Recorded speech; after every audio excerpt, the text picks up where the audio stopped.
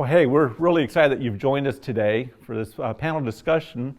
And it's interesting, Nathan, you and I have had the opportunity to work together like this before. And so here we are again, but we've added a couple of new individuals to this group. Ted, you and I have done some activities together, webinars. Dave and I have certainly done some webinars together. But we really have an interesting topic today that we want to talk about that kind of piggybacks on what we talked about last fall. Right. So this is kind of springboarding off of that. And we really want to talk a little bit more and explore, discover, not answer, but really try to understand a little bit more, or maybe pique your interest in how do we activate our buildings to have a much greater community impact, but do it in a financially sustainable way. So that's a really long thing, but think of the ABCs: activate building, community impact, and financially sustainable. So we'll keep it really simple that way. But to get into it, the reason there's a bigger group of us today is it's a lot more complicated than some of the other topics. And so with that, we've got Ted Batson, who's a tax partner with our firm. So that means you're a CPA and you're also a tax counsel attorney.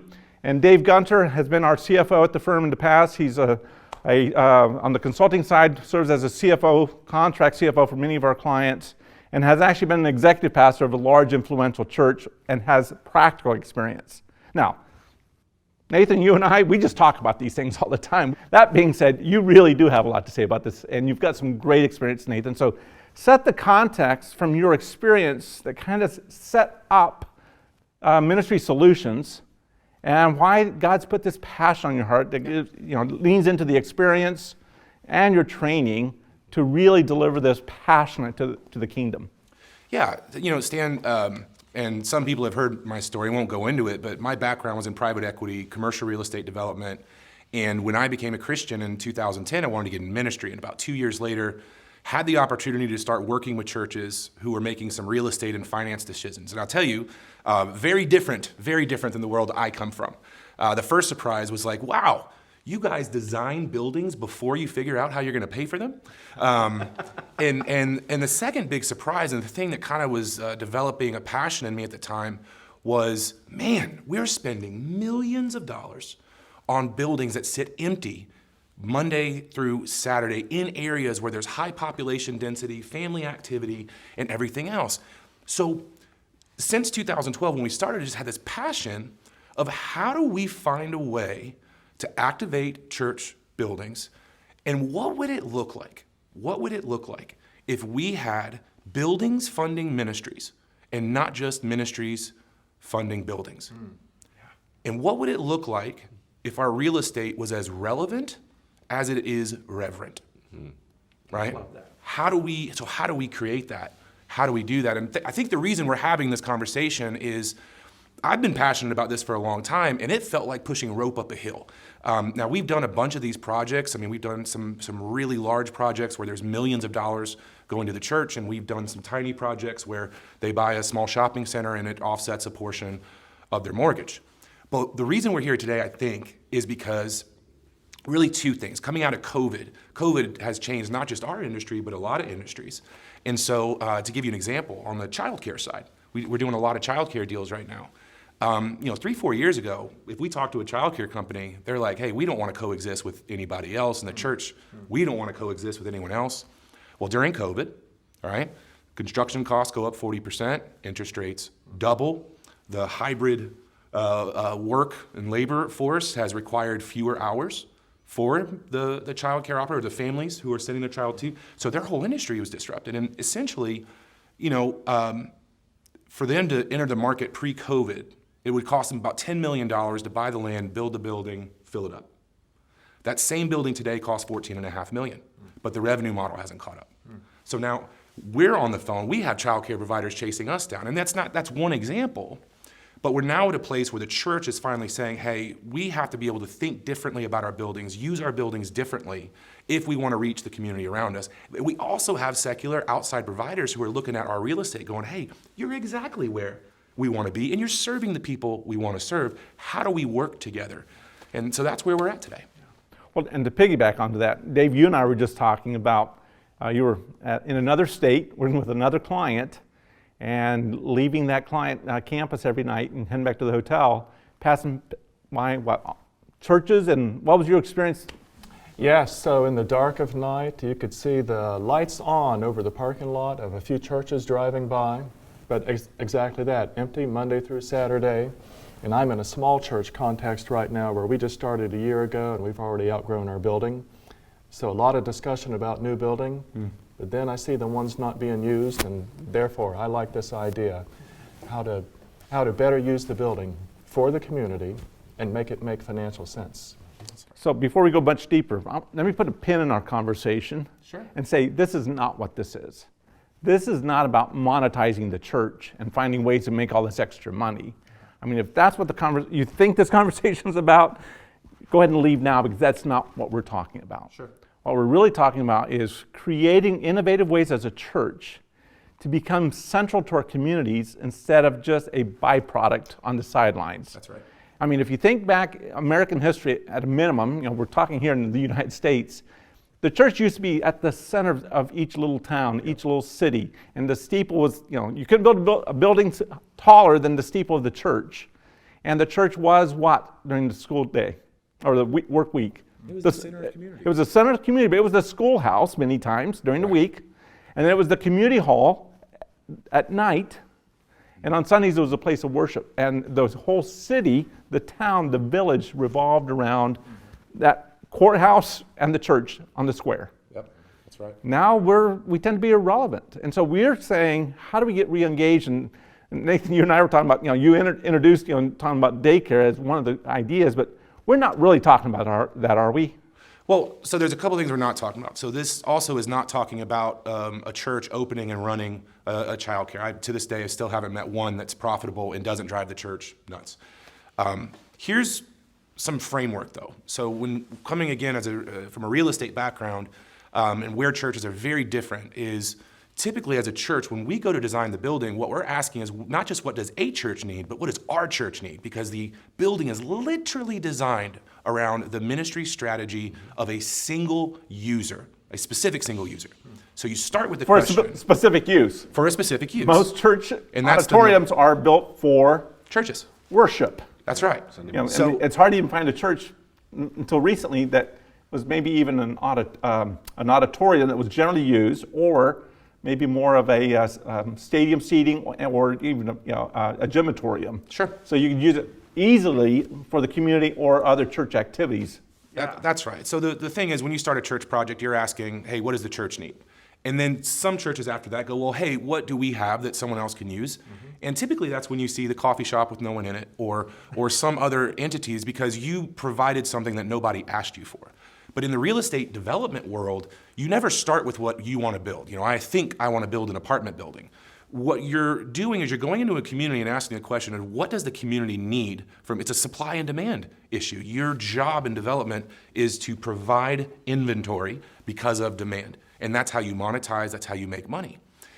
And so when you're going into this, what we have to start with is the question of what does the community need from the church? And you'll get a lot of different answers on that, and sometimes those uses are not complementary. You won't be able to do it, but it's a different mindset. Not, hey, how does someone use our space? How do we design the space with the community in mind? And that could be childcare, it could be event space. Stan, I'll give you 2 examples, if you will. One of the tensions I believe that's in this process is if you have a pendulum, on one side of that pendulum you have mission. Other side of this pendulum you have monetization, right? This is all about the money, and this is all about the mission. And I'll tell you that I think the fun part is being able to find that middle ground. One of my favorite projects that we've been a part of is a local good center. Church went into West Plano, Chase Oaks Church, and asked, hey, what do you guys need? And boy, they had a long list. And we said, well, I think we can do that. And they put in a room. They had no place to meet as a community. There was no place to do community events, basically, or corporate events. Immigration and heavy population of immigrants. So basically, the church built this area where these nonprofits and other community organizations come in and use. Happens to have 400 seats. Gosh, I wonder what else we could do with that. Gave away 4 offices to immigration attorneys. It's the only place in Dallas that provides childcare for ESL at night. All volunteer-led. Food pantry. And here's what's interesting is they did that to be totally missional, and per capita, that's the highest grossing campus they have. Very good. On the other side, we've had childcare operators literally in the millions of dollars just paying rent for space that we're not using. And so there's opportunities on both sides to be missional and to bring in an additional $300,000, $400,000, $500,000 of income into the church. And the point is, when you're thinking about how do we impact or engage our community, the one conversation we're going to have today really is around how do we use our facilities, our buildings for that. That's right. But to be consistent with the conversation, one of the churches we've attended here in the greater Atlanta area built a brand new campus, church, and they reached out to the city fathers, if you will, to say, well, how can we serve you? And it was interesting, that particular city had built something that nobody was using. They had built a large amphitheater outside, and they said, we built this for a community, and nobody's using it. Can you help us figure out how to do it? And guess what the church did? They got this great band, and they started putting on concerts, not religious worship services, but true concerts that were appropriate on a regular basis, and had a whole series of concerts for that city. And guess what happened? Everybody started coming to the community, and of course they want to know, well, where did the band come from? Correct. And the church got awareness as a brand new church in the community by serving the community again, we're talking about real estate and how do you impact the community. So it doesn't have to be your own, but it's how do we leverage a community resource for community impact, whether it's our facility or somebody else's. Yeah. That's what we're talking about today. To reach people who would otherwise never come to a Sunday service. Yeah.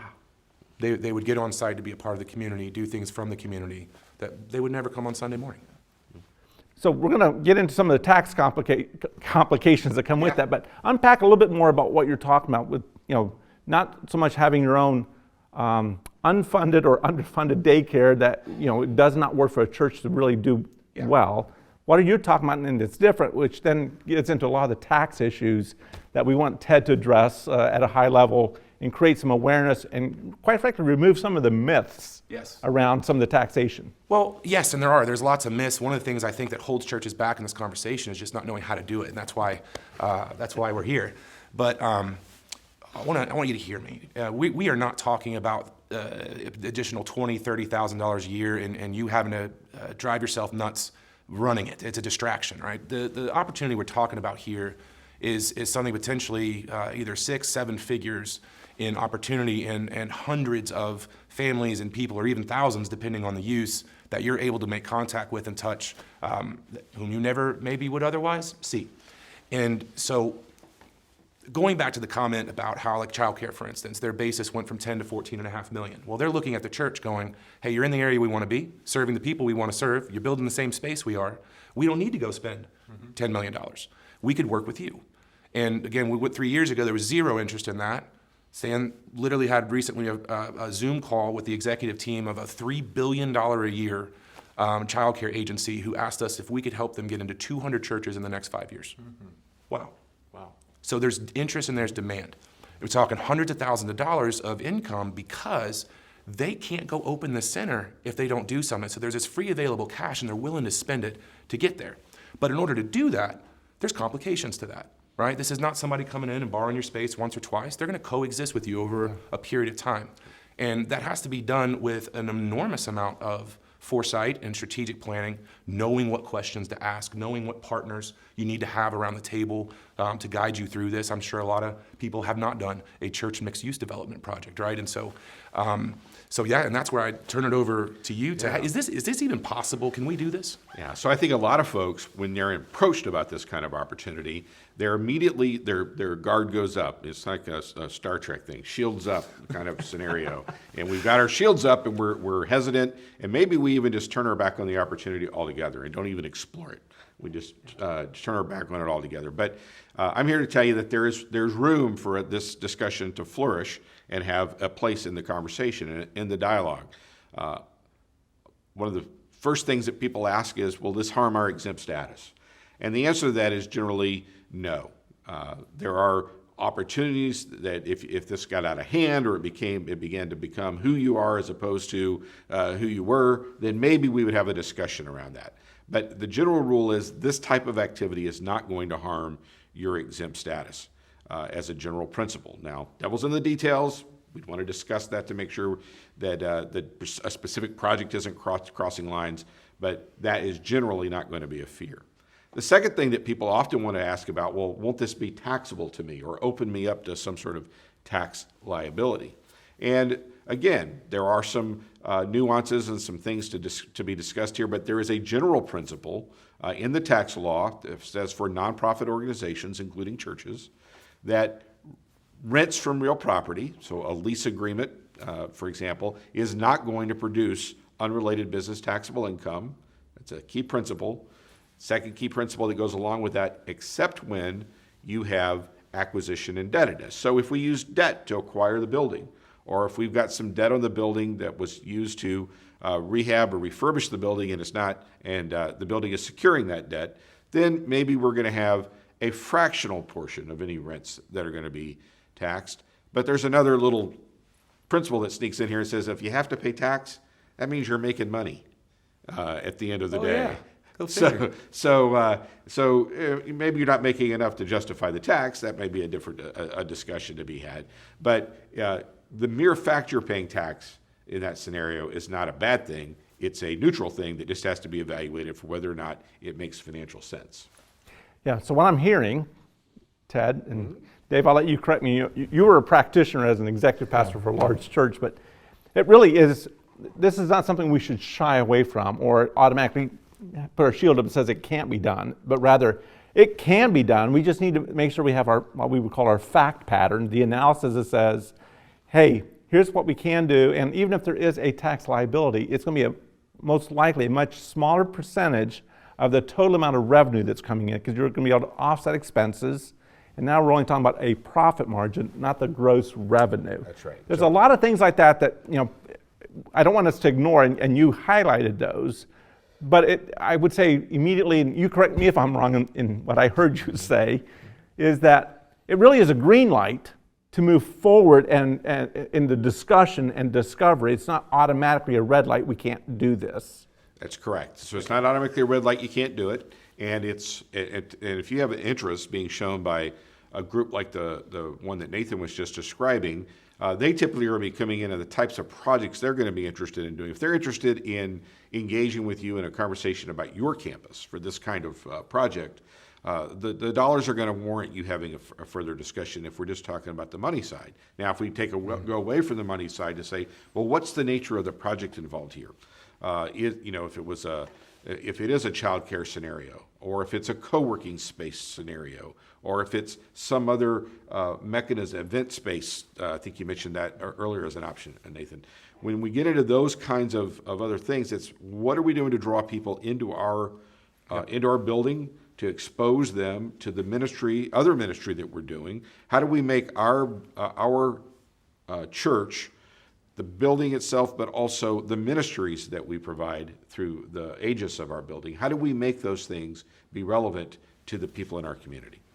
So just for a moment, executive pastor moment, what I saw was a lot of people would look at our large facility back in the day, and we realized if they could come to the campus, you've both alluded to this, but if they could come to the campus and be comfortable, then they could come back for another reason. They could come back for worship, they could come back for a large meeting.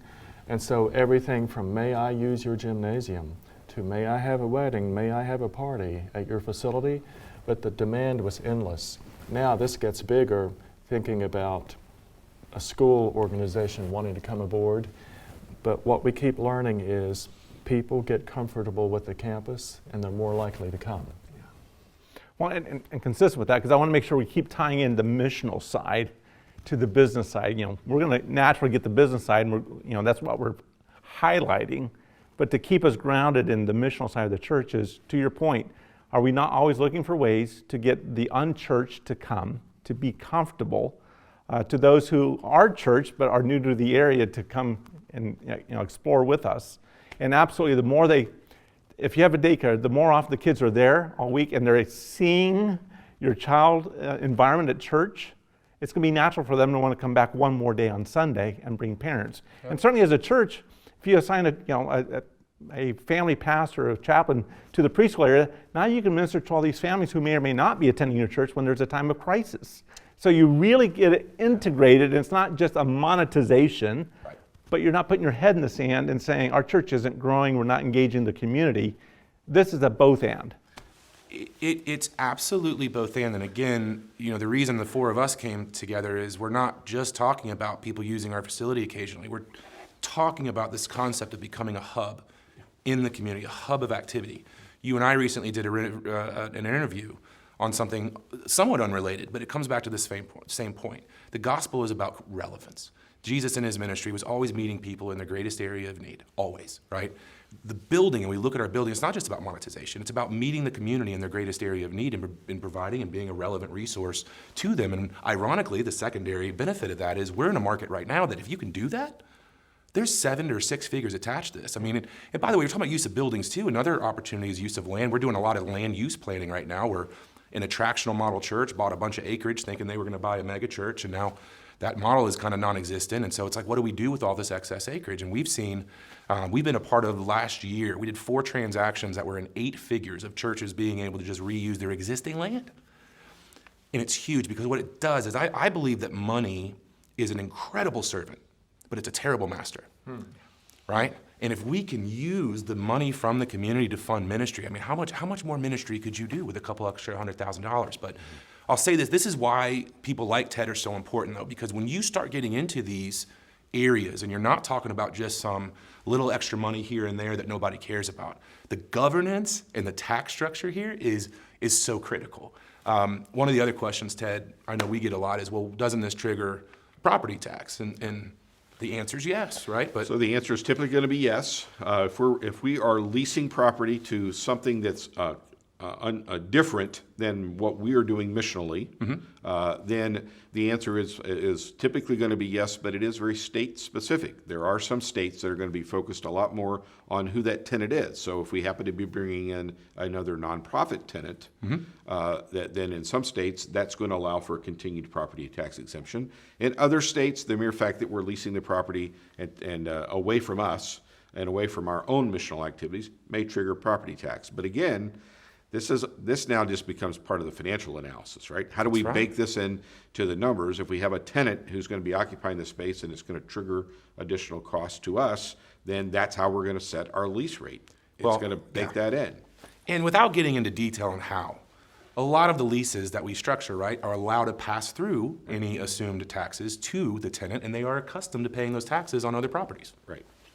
So, but how you do that and the results of that are worth a lot of money. And so it's one of the reasons why Ted's here is that expertise on this level of a project is you need it. You need it. So I've got some more questions I'm going to ask you, Ted, but let me set these up by posing a conversation with Nathan really quick. And so, we've certainly talked a lot about the daycare model because that's one that It's easy. You and I are doing a lot of client work together on this and trying to bringing Ted along when we get to the point for the analysis and the tax impact. But the reality is there's shared workspace or the co-location workspace issues. There's after school tutoring programs for students and activities, whether karate activities or discipline in that athletics. And we were working with the church recently who's doing this whole thing around sports. And the community they're in is highly sports oriented. So they their whole campus, all their after school activities, the preschool before school activities are all around athletics and training and clubs and whatnot. And some of it's going to be feast-based and bringing in coaches to do it. Some of it's going to be just more community-based and ministry-oriented, but it all has a gospel message. All these things are different methodologies and tools to accomplish the core tenet. But ultimately, if a church ends up doing a lot of these, and now they're creating a lot of for-profit entities, and well, I'll just tell you what you and I were in a conversation yesterday where the whole idea was, well, we don't want to lose our tax-exempt status because we have all these for-profit companies that we're engaging in community impact.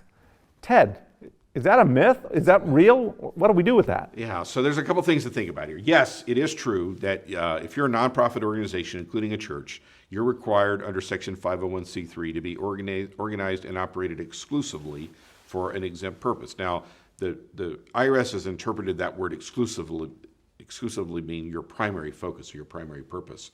And so they've looked at this and said, well, you can have some unrelated activity going on, some activity that's unrelated to your exempt purpose going on. And there's been no real numeric threshold established for this, but we look at a 15% kind of number as a place to start having the conversation.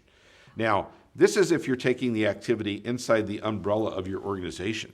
If we've actually gone out and created a for-profit subsidiary entity to do something, to engage in activity, and have, in essence, removed it from the church itself, we're an owner maybe of that entity, and maybe the sole owner of that entity, but we're not having that happen within our own corporate identity. Correct. Then we've already addressed the issue of separating that from us, removing that from us, and kind of carving it off to one side. So it won't harm our exempt purpose by rule. Now, if we haven't done that step and we've got an activity that's growing and growing and growing, then we want to start thinking about, well, should we separate that off into its own legal entity and legal structure? Well, the other thing that's brilliant about that is, and we haven't talked about, is also liability, right? So now you're operating something, you have something that happens on the campus, and some of you guys have some money in the bank, and people will know that. And this also creates a layer of protection from a liability side. Here's the other thing that I think is mind-blowing, because we talk about the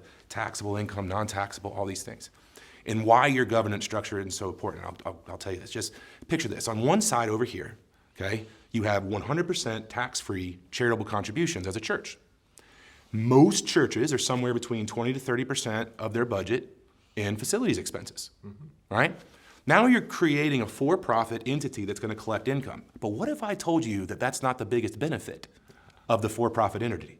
What if I told you the goal of this was to break even and not make a dollar, right? Because what you now have is a primary use that's happening on your property where you can reallocate funds. So now all of a sudden I am limiting my taxable income. What a real goal of this is the potential of freeing up your non-taxable charitable contributions by being able to move them out of your operating budget. And that's the kind of stuff that we're talking about here. And so to add to that, not only are we accomplishing that back office financial goal, but if we are strategic in our thinking and purposeful in our plan, we're actually advancing the mission by bringing new families in that we would have never had the exposure to, which is in many ways the primary way that God now is blessing with the additional resources by being wise as serpents and as harmless as doves. And I take the parables, if you will, of do you want to be a one-talent church? Right. Or do you want to find a way to become a 5-talent church that doubles? Do you want to be that field where the sower casts the seed and your church is only yielding a 20-fold? What do we do to become a 100-fold when we have limited resources? Maybe in many ways the most impactful one is, some of us at church may not have all the resources we want for the dreams we have. That's right. At the end of the day, though, it's kind of like the widow and the widow's mite, or the widow in the Old Testament who had nothing, and goes to Elijah and says, I have nothing and the debtors are coming. Yeah. He says, what do you have? But nothing. What do you have? Nothing. Well, no, I do have some oil. And it gets multiplied. That God's favor shows up to have the impact that we're looking for. And as churches, many times we fail to look at what do we have and how do we leverage it differently, which comes back to really what we're talking about. Yeah. How do we activate our buildings to have greater community impact in a way that's financially viable that we may not have the resources for otherwise? Well, 100%. And so going back, there are a couple brilliant things there, but going back to the pendulum of missional and monetization, I don't want to say that monetization is not missional. Exactly. So as an example, I made the comment earlier that money is a great servant. It's a terrible master. To give you an example of what Stan is talking about, there is a church we're working with right now in Nashville. And they have decided that as a part of their they have 7 campuses, as a part of their multiplication, they want to add, because the city of Nashville is 3,000 childcare spots short. There's an enormous demand. And we had 8 operators literally trying to beat each other up just to work with this church. And the result is 7 figures worth of rental income. But here's the cooler part. Their plan to accelerate and encompass the city of Nashville with the gospel is completely accelerated because now all of a sudden every campus is autonomous the day it launches. The day it launches, that campus is paid for itself. And it automatically has a whole list of families Correct. who are familiar with the facility and have already gone there, whether it's been a church service or not.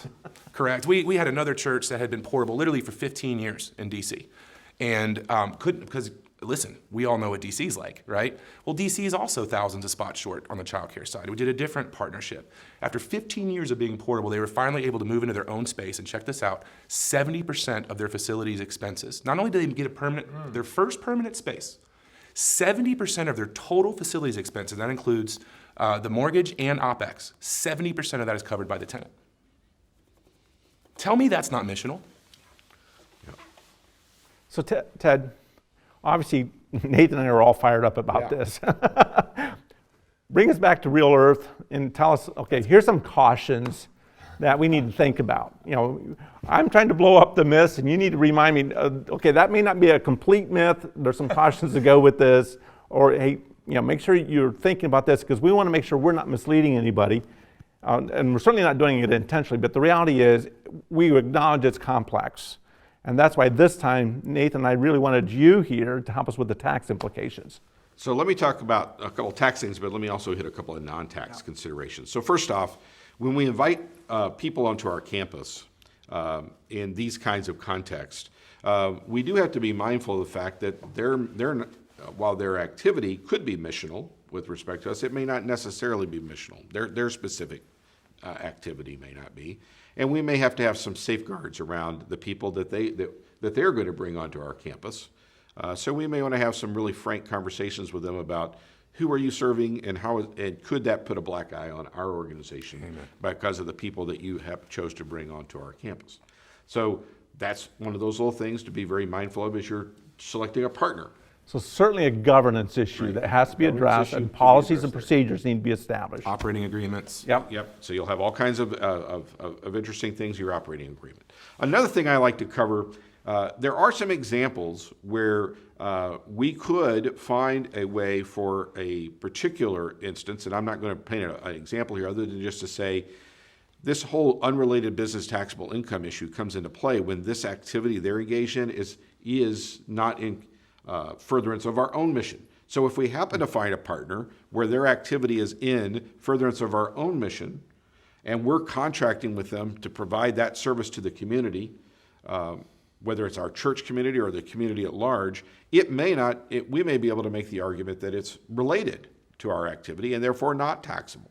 So it's not a given that it's taxable just because there's debt in the picture. It may be that we can find a way to make it not be unrelated. Now, a way to think about that is when I draft my agreement, my lease agreement, it would be a really good thing for the lawyers to have sat down and talked about how could we link these two things together? How can we link, hey, you vendor on the other side or partner on the other side and us on this side? How can we in our lease agreement memorialize the fact that, hey, we're kind of working together in harmony here to accomplish one of our purposes. And so that's one of those things we do. It won't work for every type of implementation we might do, but there will be examples. Childcare could conceivably be one. And so that's one of the things that we would want to talk through and decide, could we make this arrangement be one that's related versus unrelated? Now remember, back to my key principle, if there's no debt, the lease income is not taxable anyway.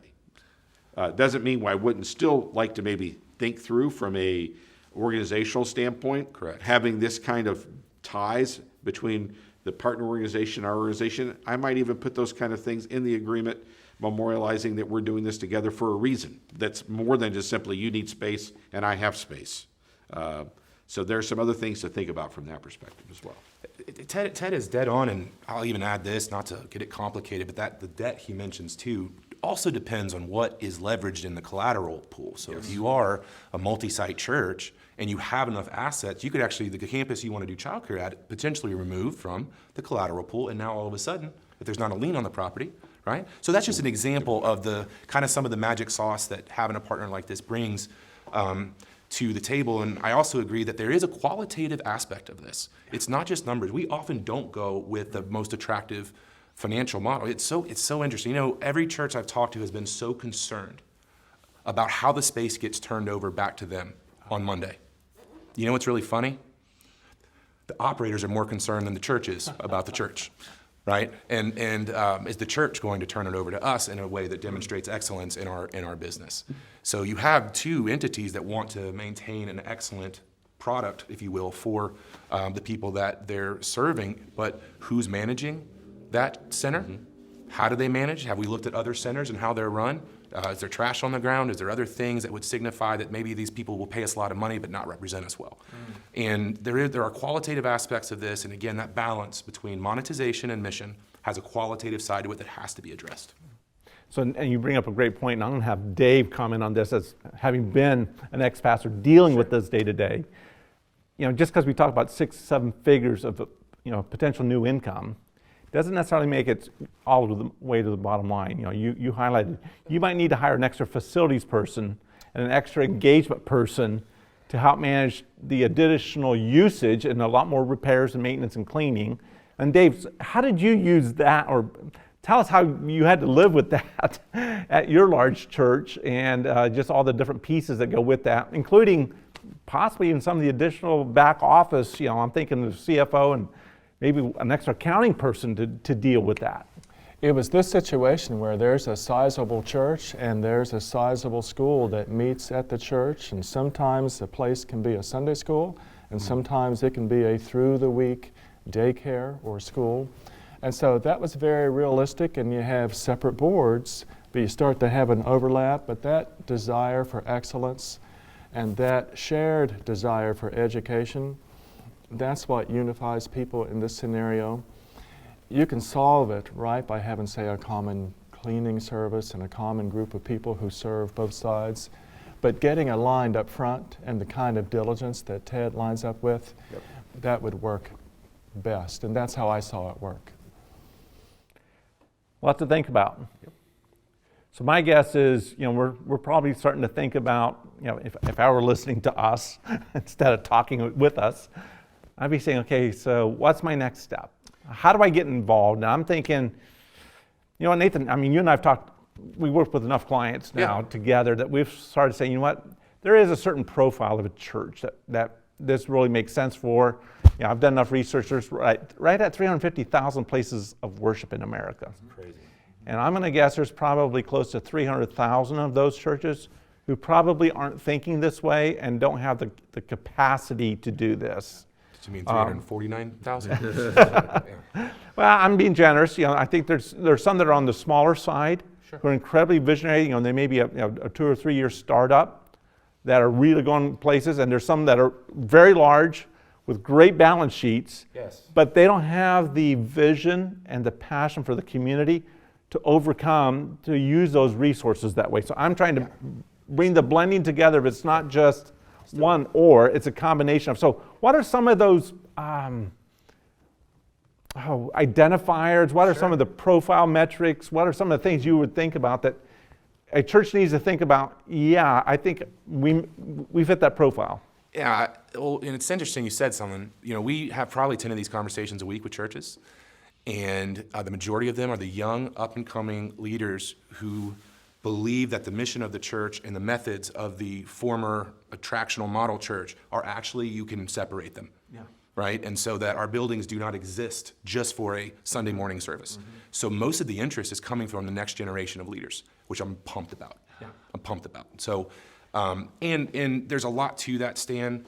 But you're not saying it's exclusively that way. No, not at all. It's not at all. In fact, we have one that of the is largest. an observation, though. Well, it's an observation. No, we had the third largest church in the country is putting this in 5 of their 7 campuses. So it goes all the way up, but it's a mindset. Exactly. First. So that's the first issue, is you have to have the right mindset. You have to see it. You have to have the vision. You have the passion, the conviction.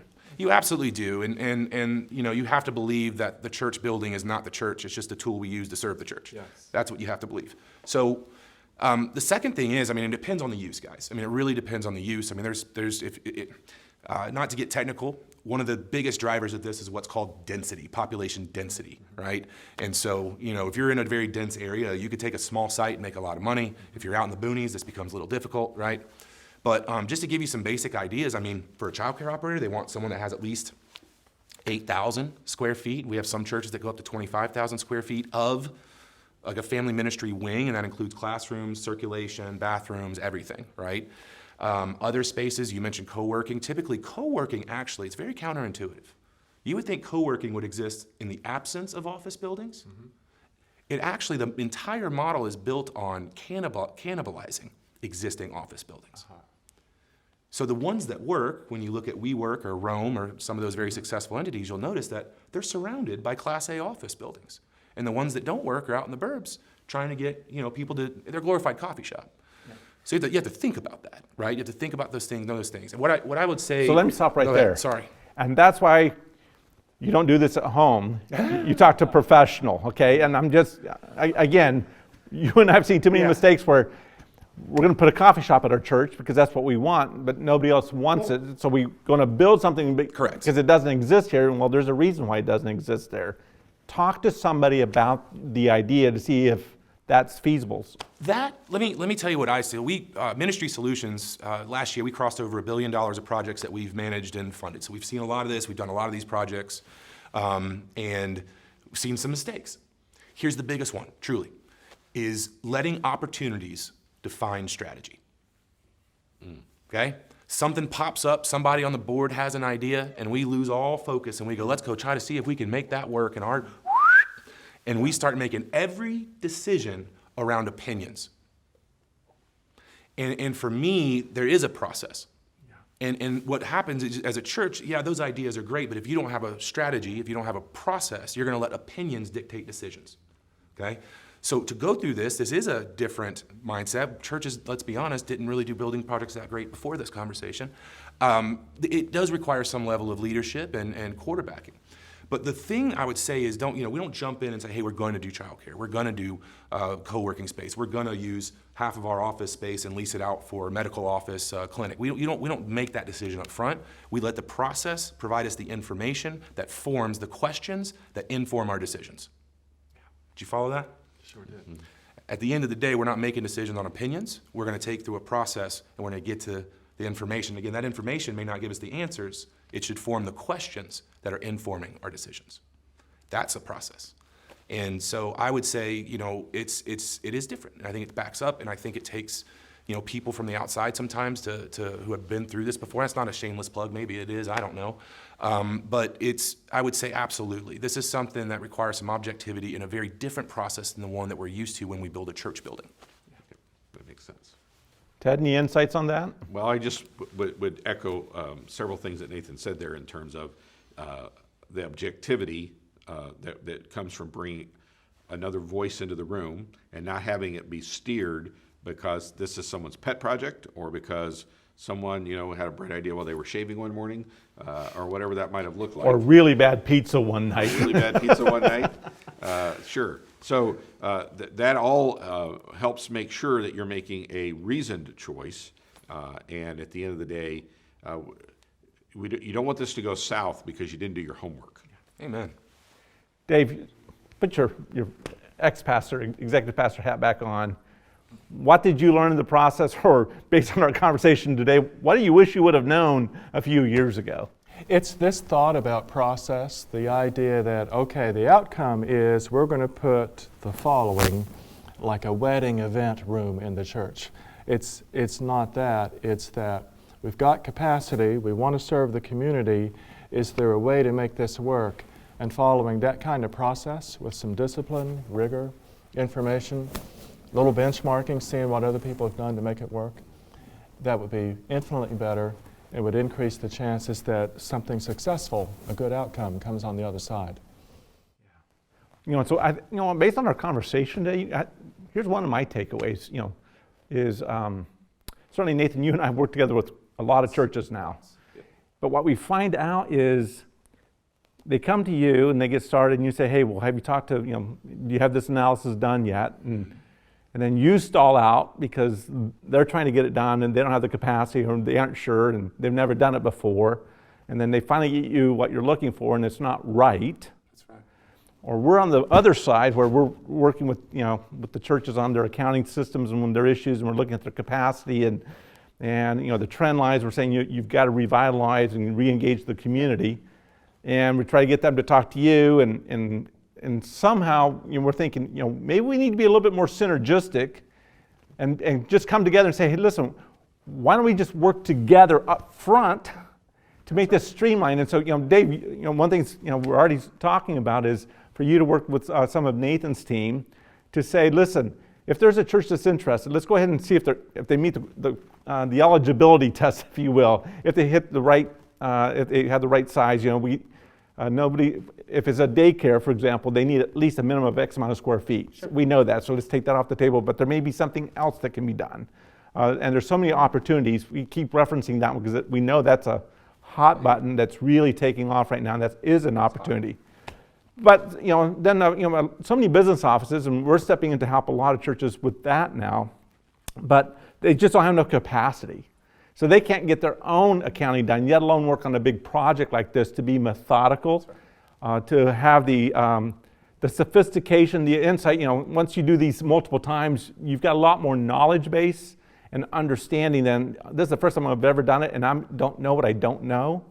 And so to do that, we're actually intentionally linking together strategically, not organizationally, if you will, but strategically say, let's impact the kingdom together, because we found that it works well, that our churches are better served by doing this together. 100%. And so we'd love to, you know, we're actually going to be rolling something out like that. And so, you know, at the end of this video, there'll be a link, a QR code that will say, hey, here's the next step. Give us a little information about your church, and we can immediately say, hey, here's what, you know, works or doesn't work. Here what the next steps would be. So a church doesn't have to spend a lot of time. They can get a fairly quick answer of what's available or not available based on their size, resource, and their vision for their community, 100%. Their location. You know, if you're a very rural church, you know, we'll need to think about that twice because of the density issue is a reality. That doesn't mean it can't happen. It just means it might happen differently. Yeah, and what I would say in short, I mean, look, Ted literally flew in for this, to record this. I mean, so if you understand that, just speaks to the enormity of what we feel is a shift in the market, enormity of the opportunity. And again, it's always been there, but COVID has accelerated a conversation. And to give you an idea, Stan, I mean, we have, at the end, 10 churches a week that are trying to talk to us. I don't know that I could get 10 churches a year before COVID to want to talk about this and not talk about Sunday morning. And so we're here today, and the reason we partner together is the desire to serve the church. And so here's a very simple offer.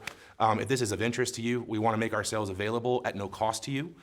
We don't know what the next step might look like or what role. First step is to see if this is even a possible fit for you, and if it is, we are willing to pair up, have the initial conversation with you, and if you walk away from that and you say, we got this, thanks for the advice, that's great. It's our opportunity to invest in you. If we can help you further that, it helps us clarify what that would be.